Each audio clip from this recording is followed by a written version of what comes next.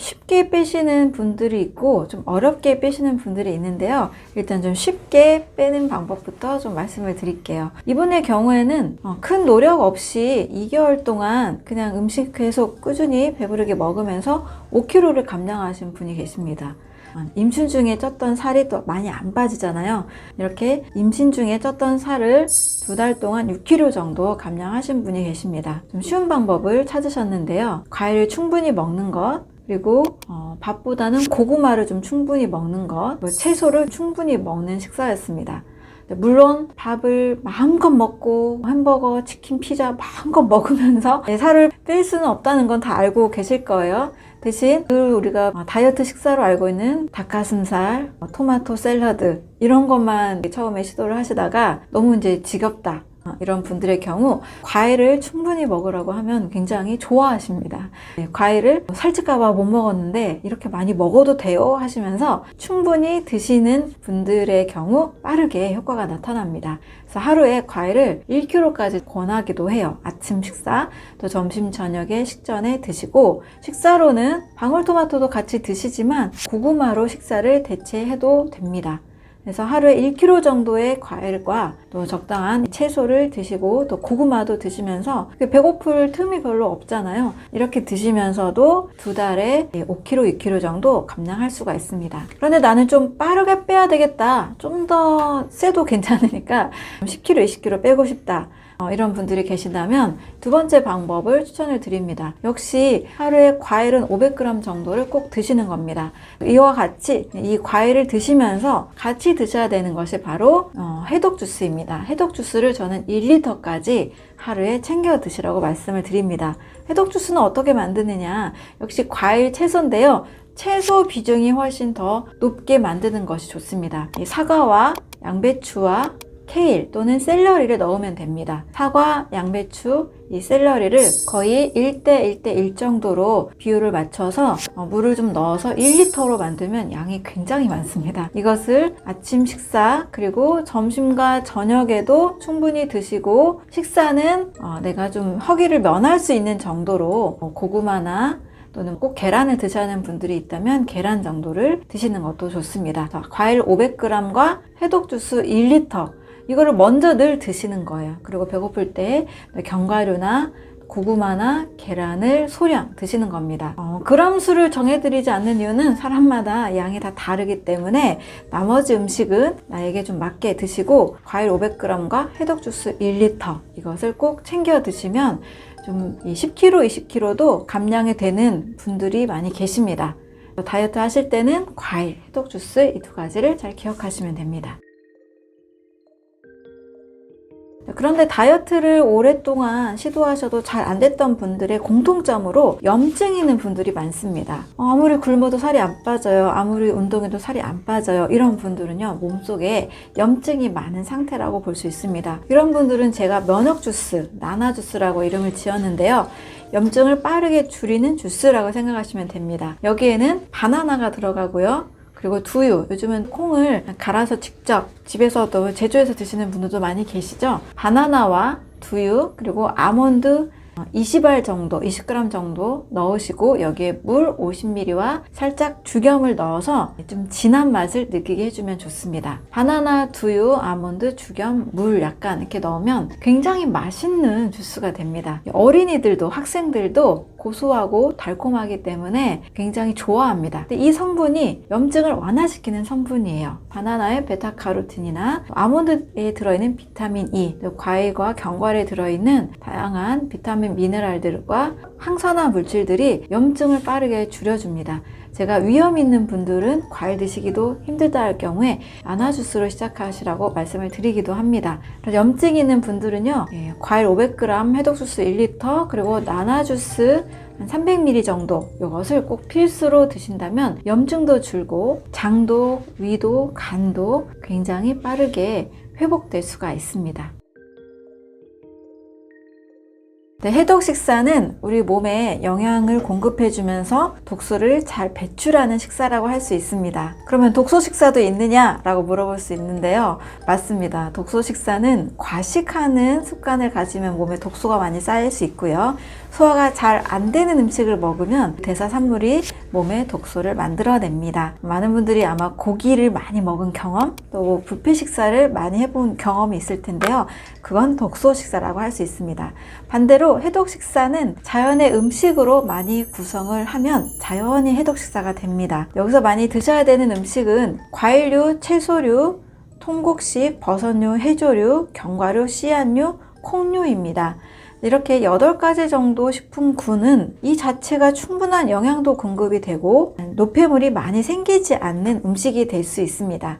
대신 음식들도 무작정 많이 섞어 드시는 것보다는 식사법에 맞게 드시는 것이 좋습니다. 항상 중요한 것은 완전 소화입니다. 소화 불량이 되면 여러 대사산물, 찌꺼기를 만들기 때문입니다. 이 식사를 하실 때는 비율도 또 중요한데요. 과일을 한 30에서 40%까지, 제가 늘 강조하는 거는 아침 과일이죠. 이렇게 30-40%를 과일로 구성하시면 영양도 풍부하고 독소도 잘 배출이 됩니다. 이 식사 자체는 소화효소를 자극하지 않고 장, 간, 췌장을 다 쉬게 해줍니다.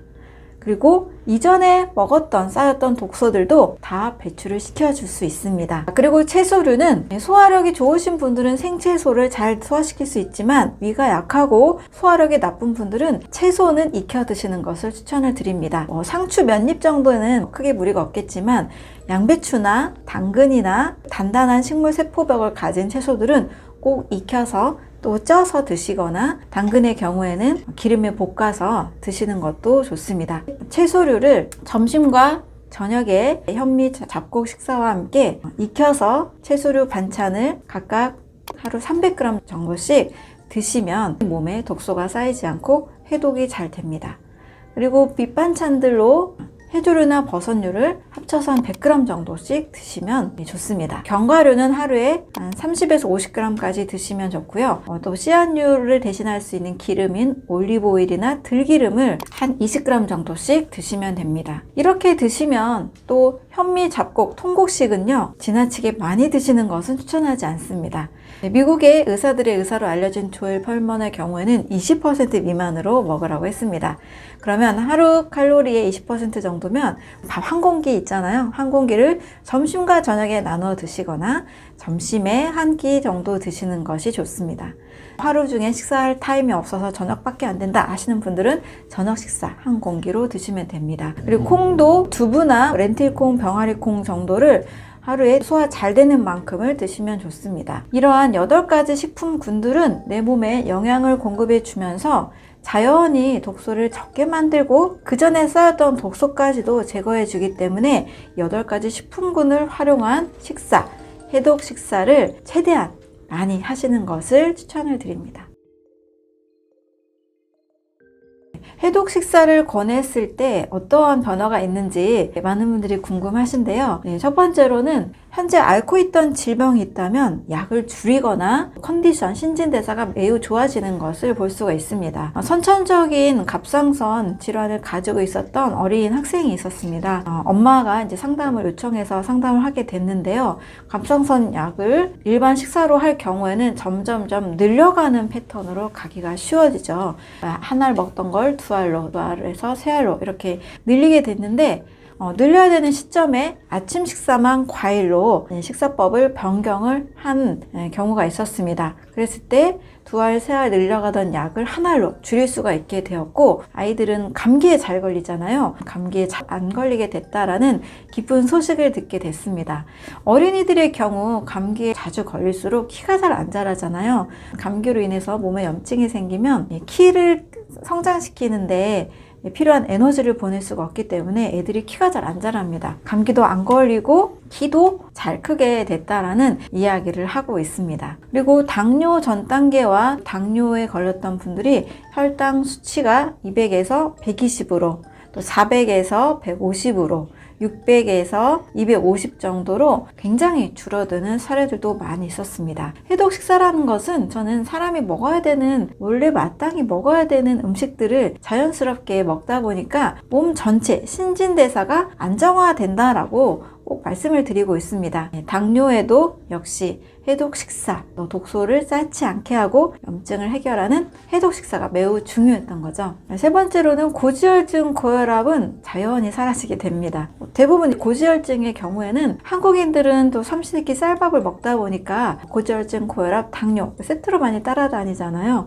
그런데 해독 식사를 하게 되면 2주 안에도 고지혈증이 정상 수치가 되는 경우가 굉장히 많이 있습니다. 2주 안에도 우리가 먹은 음식 그대로 혈액이 구성이 되다 보니까요. 해독 식사 중에서도 특히 과일과 채소를 스무디로 만들어서 간편하게 아침마다 한 잔씩만 드셔도 고지혈증 수치가 확 떨어지게 됩니다. 이렇게 혈액이 맑아지게 되면 당연히 고혈압 수치도 떨어지게 됩니다. 고지혈증, 고혈압, 당뇨는요, 식사법을 바꾸는 것만으로도 굉장히 빠르게 안정이 될 수 있습니다. 또 굉장히 드라마틱한 좋은 사례로 혈액암을 앓고 계셨던 분이 체력이 증진이 돼서 일상생활을 하게 된 사례가 있습니다. 이분의 경우에는 혈액암으로 수술을 한 경우에 체력이 많이 떨어지게 돼서 하루에 3시간 정도밖에 일을 하기가 어려웠다고 합니다. 체력을 굉장히 아껴가면서 일을 하게 됐던 거죠. 이분에게 영양이 풍부한 해독 식사법을 권한 뒤에 한 달 후부터는 체력이 굉장히 증가해서 하루에 정상적으로 일하는 시간 9시간 정도 일하잖아요. 9시간 정도 일할 수 있을 만큼 체력이 굉장히 좋아졌다고 합니다. 또 하고 싶었던 취미 활동도 같이 병행을 하시면서 6개월이 지난 시점에는 거의 정상인처럼 일을 하시게 되고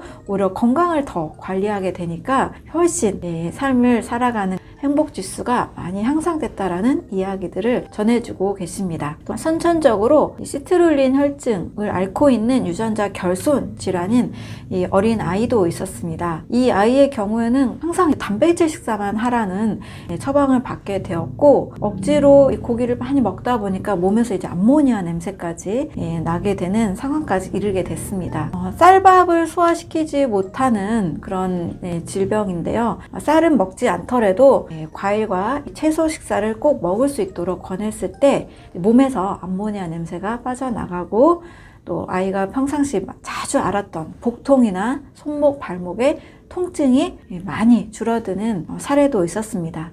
그래서 해독 식사라는 것은 우리가 원래 먹어야 되는 음식을 먹지 않기 때문에 몸이 아팠던 것을 다시 되돌리는 식사법이라고 할 수가 있습니다. 그래서 현재 건강한 신진대사가 되지 않는다라면 약을 의지하기보다 먼저 나의 식사법을 교정을 하고 해독이 잘 되는 식사를 하시는 것을 꼭 추천을 드립니다.